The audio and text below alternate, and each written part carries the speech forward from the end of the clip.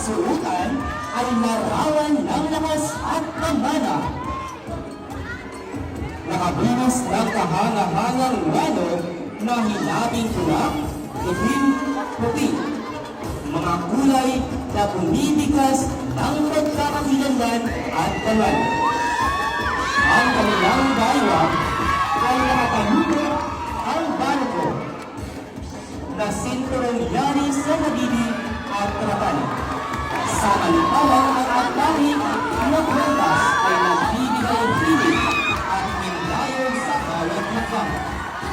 At sa kanilang balikat, ang Lama Blouse, isang snebos na pangitaas, ay sagisag ng kalikan at katatagan, tulad ng mga kababayan ng Golden Era.